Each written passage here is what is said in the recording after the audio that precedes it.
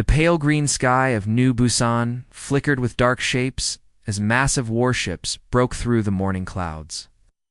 The agricultural colony had been peaceful just hours before, farmers tending their crops and children playing in the dusty streets. Now everything had changed. Commander Vekvar stepped down from his transport vessel, his heavy boots crushing the delicate flowers that grew near the landing pad. His 3 yellow eyes moved slowly across the human settlement, taking in the simple wooden houses and basic farming equipment. Behind him, dozens of Zephyrian soldiers spread out across the colony, their advanced weapons gleaming in the sunlight. "Look at these pathetic dwellings," the commander said to Lieutenant Keksmal, who stood at his side. "These humans build with wood and stone like ancient primitives. How did such backward creatures ever manage to travel between the stars?" The lieutenant nodded in agreement, though he kept his thoughts to himself. The Empire had conquered hundreds of worlds, but something about these humans made him uneasy. They seemed so fragile, yet they had spread across the galaxy faster than anyone had expected. Hours earlier, the evacuation announcement had echoed through every speaker in the colony. The message was simple and direct. All humans had until sunset to gather their belongings and board the transport ships. The Zephyrian Empire needed this world for its rich mineral deposits, and the human presence was nothing more than an obstacle to be removed. Most families had responded quickly to the order. Parents hurried to pack their most precious possessions, while children watched with wide, frightened eyes. The Kim family, however, was moving more slowly than the others. Kim Taemin knelt beside his sick wife, who lay pale and trembling on their simple bed. Their 8-year-old daughter, Hannah, moved carefully around the small room, wrapping her grandmother's ceramic bowl in soft cloth. The bowl was painted with tiny blue flowers, and Hannah had always loved the way it caught the morning light. "Mama, should I pack your medicine too?" Hannah asked softly, her small voice barely above a whisper. Her mother tried to smile. "Yes, sweetheart, put in the blue bag with the other important things." Outside, they could hear the heavy footsteps of the Zephyrian soldiers getting closer. Taemin wiped sweat from his forehead as he tried to help his wife stand. She was too weak to walk far, and he knew they needed more time. Commander the Havar appeared in their doorway like a dark storm cloud. His massive frame blocked out most of the sunlight, and his 3 eyes glowed with impatience. Behind him, several soldiers waited with their weapons ready. "You were ordered to be ready for transport," the commander said, his voice deep and cold. "The deadline approaches, and you are not prepared." Taemin stepped forward, his hands raised in a peaceful gesture. "Please, sir, I need just a few more minutes. My wife is very ill, and my daughter is scared. We're trying to move as quickly as we can." The commander's patience had been wearing thin all day. He had dealt with dozens of human families, and their constant delays and requests for more time annoyed him greatly. In the Empire, orders were followed immediately and without question. Hesitation was seen as defiance, and defiance was not tolerated. "Time is not something you can bargain for," Vekvar said, his hand moving to the weapon at his side. "Efficiency requires immediate action." Little Hannah looked up at the towering alien commander, her dark eyes wide with confusion. She clutched her grandmother's bowl tighter, not understanding why this stranger seemed so angry with her family. The bowl was the last gift her grandmother had given her before she died, and Hannah had promised to keep it safe always. "I'm sorry," Hannah whispered, her voice trembling. "I'm trying to be quick." The commander's 3 eyes focused on the child, and something dark flickered across his face. In his mind, showing mercy to these primitive creatures would only encourage more delays and defiance. The Empire had built its power on swift, decisive action, and he would not allow a single human child to undermine that authority. Without warning, Vekvar drew his plasma weapon. The energy discharge lit up the small room with brilliant white light, and the ceramic bowl shattered into 1,000 pieces as it hit the floor. Hannah Kim collapsed beside the broken fragments, her small body still, and silent. The mother's scream echoed through the colony like a wounded animal. Taemin dropped to his knees, reaching desperately for his daughter, but it was too late. The security drones that followed every Imperial unit had recorded everything with perfect clarity. "Efficiency requires decisiveness," Commander Vekvar announced to his soldiers, holstering his weapon with mechanical precision. Resume the evacuation procedures.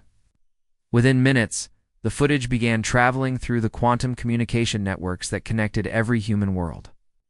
The image of Hannah Kim's final moments, her confusion and fear, would reach billions of people across the galaxy.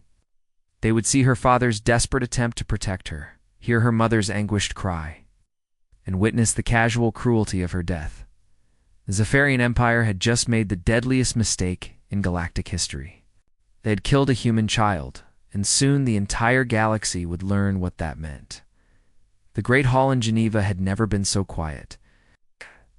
Hundreds of the most powerful people on Earth sat in their chairs, watching the same terrible scene play over and over on the massive screens that lined the walls. The footage from New Busan showed everything in perfect detail. The little girl with her grandmother's bowl, the commander's cold expression. And the moment when everything changed forever, President Park Sun-ho sat at the center of the curved table, his hands folded in front of him. His face showed no emotion, but his knuckles were white from gripping his fingers too tightly. He had seen the footage dozens of times already, but each viewing made the anger in his chest burn hotter. Ambassador Lee Jinwoo stood up slowly, his formal uniform perfectly pressed despite the emergency meeting. He had spent the last 6 hours on communication channels with alien governments across the galaxy, trying to find some path to justice for what had happened. The Galactic Tribunal has agreed to hear our case, he announced to the silent room. They will schedule a hearing within 6 standard months to discuss the incident on New Busan. The word incident hung in the air like poison. Admiral Choi Min-chu, a man who had fought in 3 different wars, shook his head slowly. Voice was barely above a whisper when he spoke. 6 months, he said. 6 months for them to decide if murdering a child was wrong. Around the table, other leaders nodded grimly. They all knew what 6 months meant in galactic politics. By the time the tribunal met, the galaxy would have moved on to other concerns. There would be debates and discussions, but no real justice. The Zephyrian Empire was too powerful, and humans were still seen as newcomers, who should be grateful for any attention at all.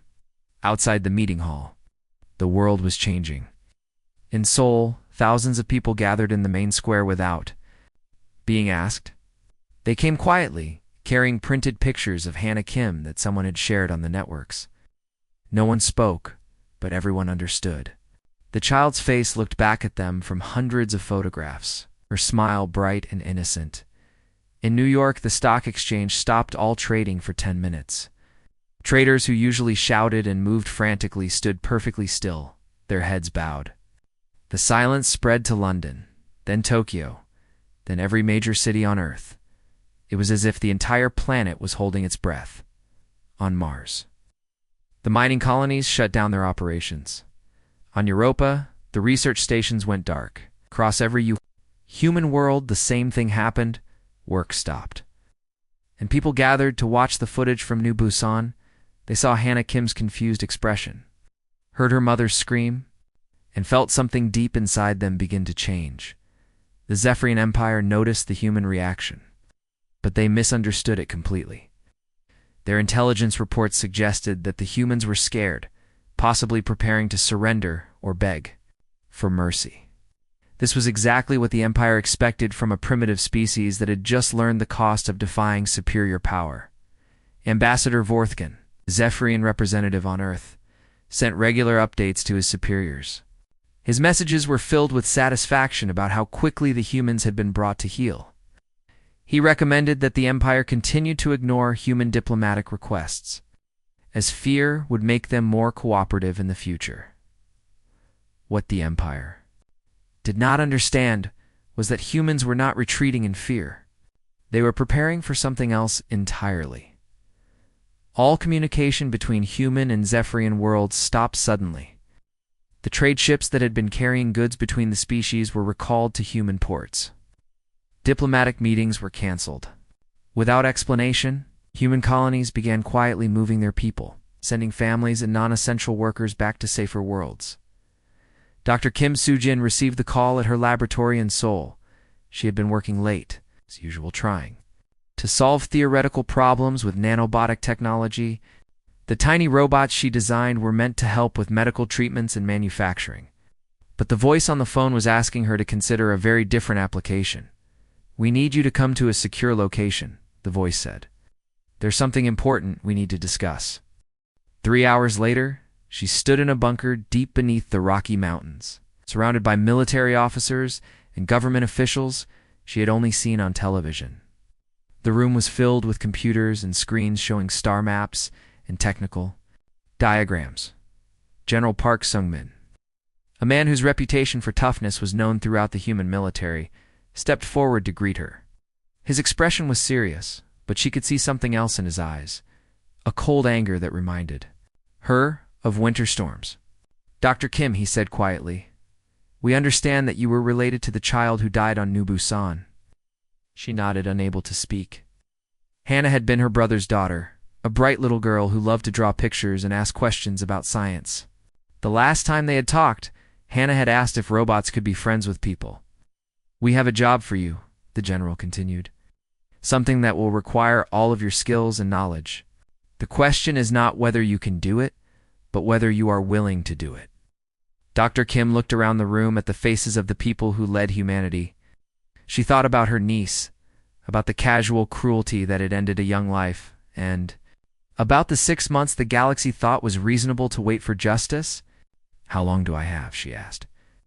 "As long as it takes," General Park replied, "but the child's death will be answered." The world had grown strangely quiet in the months after Hannah Kim's death.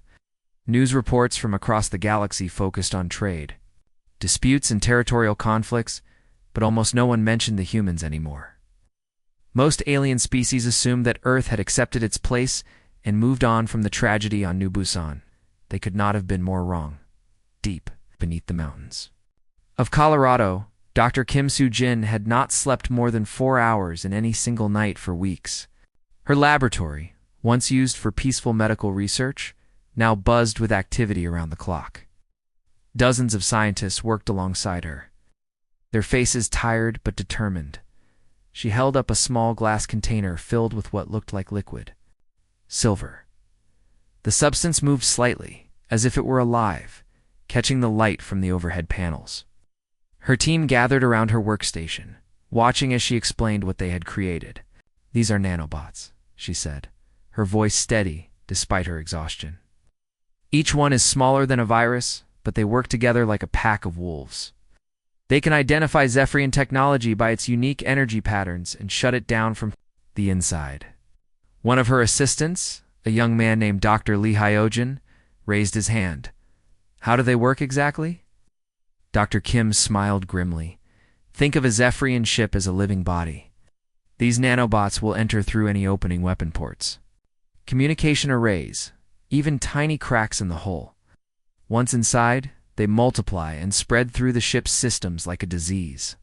They attack the quantum cores that power everything, causing cascade failures that cannot be stopped or repaired." She set the container down carefully on the table.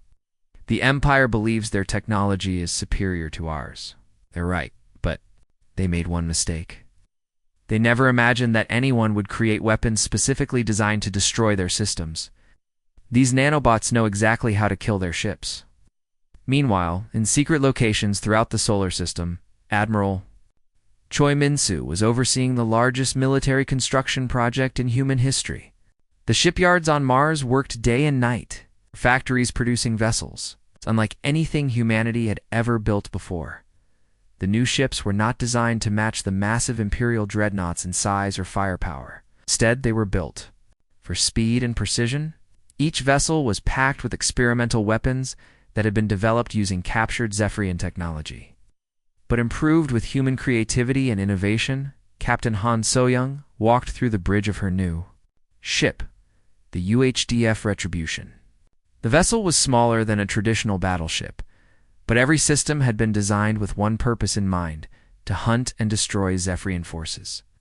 Her crew of 200 volunteers had all requested to serve on the ship after watching the footage from New Busan. Capta called her weapons officer, Lieutenant Kim Dong-woo. Ow. "The new particle cannons are ready for testing." Captain Han nodded as she looked out at the stars through the bridge windows. "Good. Make sure every weapon system is perfect. You won't get a second chance to use them." She turned to address her bridge crew. men and women who had left their families and comfortable lives to join what many considered a suicide mission. "The Empire thinks we're hiding because we're afraid," she said. "Let them keep thinking that. Fear makes an excellent surprise, and we're going to give them the biggest surprise in galactic history." All across human space, the same scene was playing out. On Luna factories that had once produced mining equipment now built advanced targeting systems. On Europa, research stations that had studied alien bacteria were now developing new types of explosives. Every human world contributed something to the growing military force. The most remarkable thing was how united humanity had become. For centuries, humans had fought wars over resources, territory, and ideas. Different nations and colonies had competed with each other, sometimes violently. But Hannah Kim's death had changed everything. The image of the little girl clutching her grandmother's bowl had become a symbol that transcended all previous divisions. Dr. Park Min-jin, a factory supervisor on Mars, watched as his workers installed the final components in a new warship. 6 months ago, these same people had been building civilian transports and cargo vessels. Now they worked with the precision of master craftsmen, knowing that the lives of their species might depend on their skill. "Is it ready?" asked Colonel Nam Ji-hoon, the military officer overseeing the construction. "Ready and eager," Dr. Park replied. Ow. "This ship will carry enough nanobots to disable an entire Imperial fleet. The delivery systems are built into every weapon and even the communication arrays. The moment we engage the enemy, the infection will begin." The preparations were nearly complete.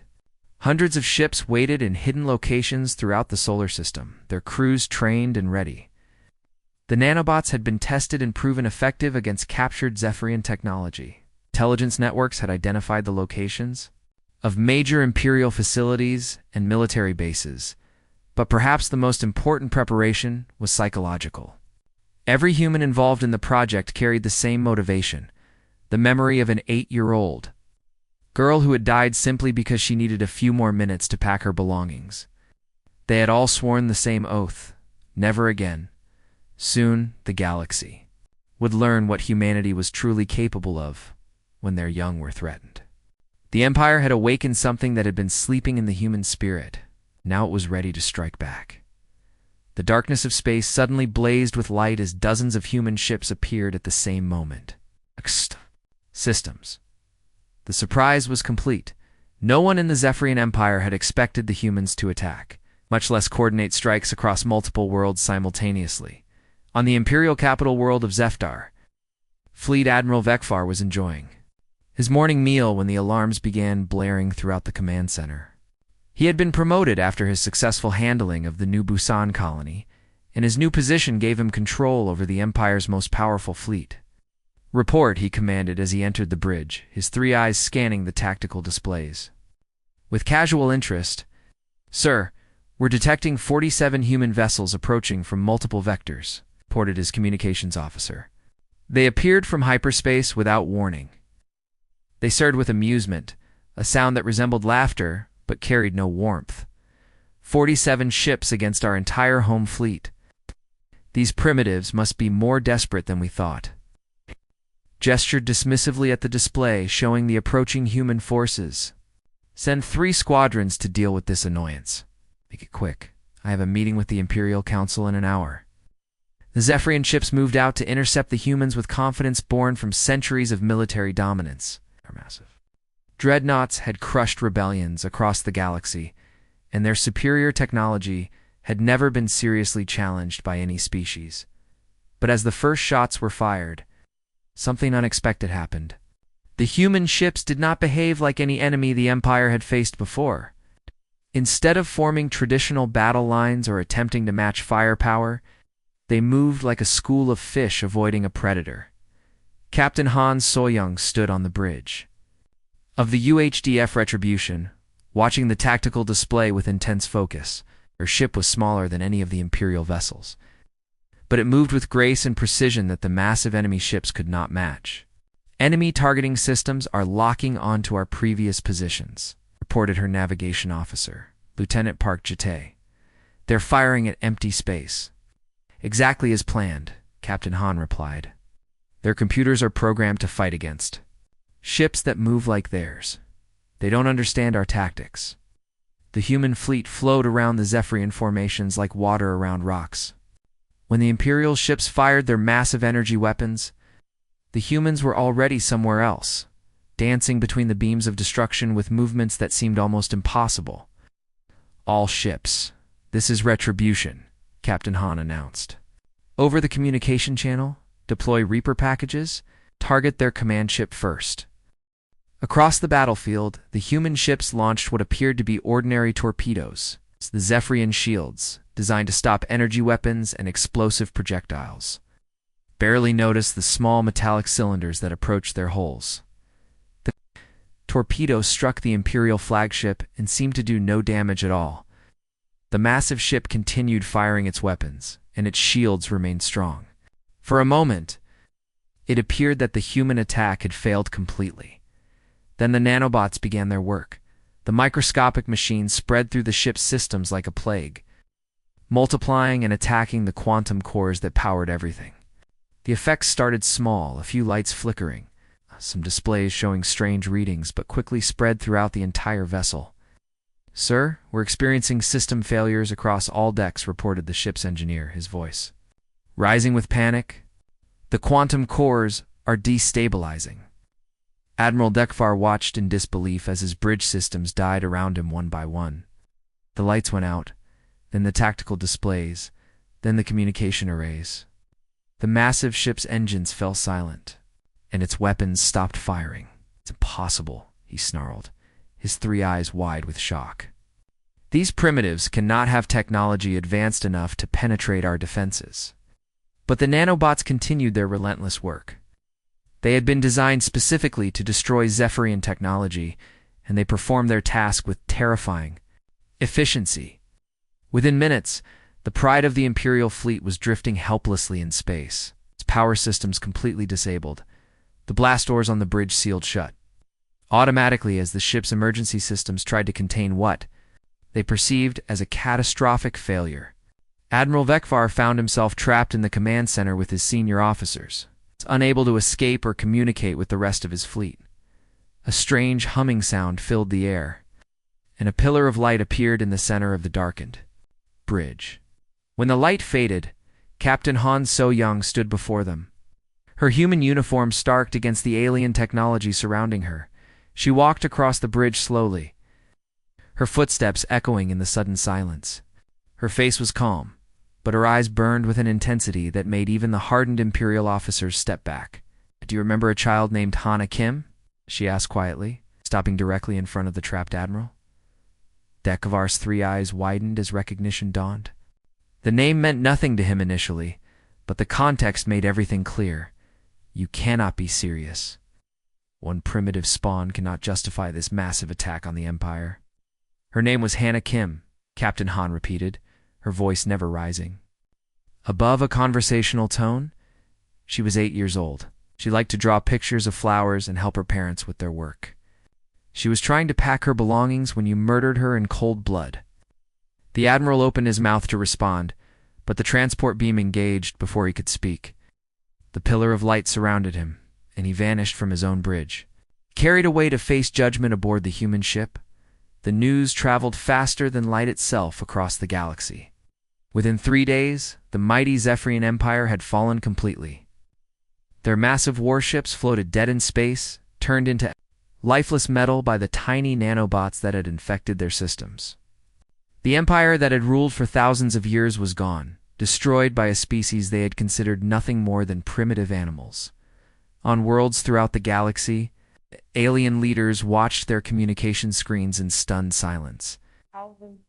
Humans had not just defeated the Zephyrians, they had completely dismantled their entire military force without losing a single ship. The footage from the battles showed Imperial dreadnoughts simply shutting down one by one, their crews trapped inside their own vessels as the power systems failed. Ambassador Kelther of the Andorian Republic stood in his office, staring at the tactical reports from Zephyr. His people had fought 3 wars against the Zephyrian Empire and lost all of them. Now, the humans had ended the Empire's reign in less than a week. How is this possible? he whispered to his aide. The Zephyrians had the most advanced technology in the galaxy. Their shields were supposed to be impenetrable. His aide, a young diplomat named Veltar, shook her head slowly. The reports say the humans used some kind of weapon that attacked. The ships from inside, the nanobots were so small that the shields couldn't stop them. 3 months after the battle, the Galactic Assembly convened in the same chamber where the Zephyrian Empire had once made its laws. The massive hall, built from crystal and metal, had been designed to show the Empire's power and dominance. Now, it served a very different purpose. President Park Soon-ho walked to the center of the chamber, his footsteps echoing in the unusual quiet. Representatives from dozens of species sat in the curved rows of seats, all watching the human leader with expressions of fear and respect. These were the same aliens who had ignored human diplomatic requests for months, treating Earth as an unimportant newcomer to galactic politics.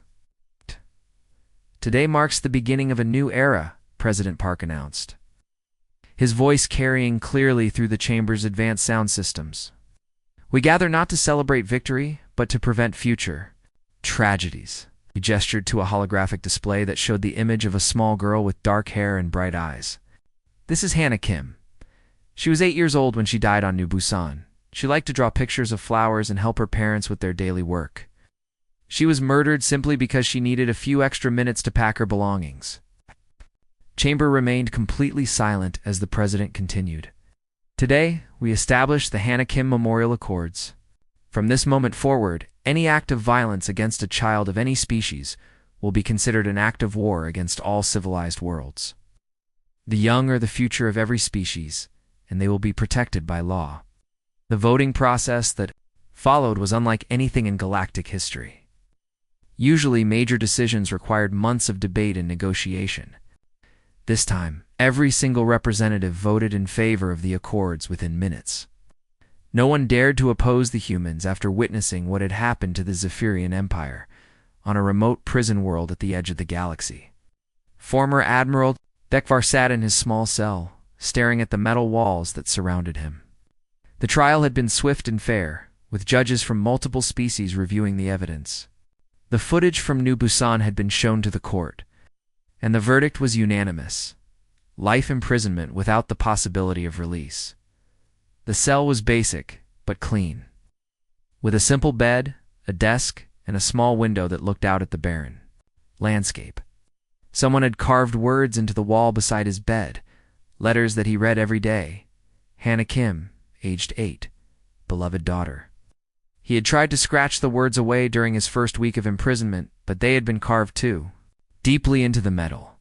Now he simply stared at them, remembering the moment that had changed everything. In his mind, he had been maintaining imperial efficiency. In reality, he had started a war that destroyed his entire civilization. Meanwhile, Earth had become something no one had expected: the galaxy's protector. Human fleets patrolled the major space routes, keeping them safe from pirates and raiders. Human colonies welcomed refugees from conflicts across the galaxy, offering food, shelter, and protection. To those who had nowhere else to go, the species that had once seemed so primitive now stood as guardians of galactic peace. Their technology had proven more advanced than anyone had imagined. But more importantly, their moral strength had impressed even their former enemies. In schools throughout human space, children learned about Hannah Kim and the war that had changed everything. They studied her picture and heard stories about her life, understanding that sometimes the smallest person could inspire the greatest changes. Teachers explained that humanity's greatest strength was not their weapons or their ships, but their refusal to let innocence be destroyed without consequence. The galaxy had learned a hard lesson that would never be forgotten. Humans might appear peaceful and welcoming, but they were capable of terrible vengeance when their young were threatened. It was a lesson that would echo through the stars for generations to come, ensuring that no other child would suffer the fate of Hannah Kim. Little girl's death had changed everything, creating a safer galaxy for all children regardless of their species or world of origin.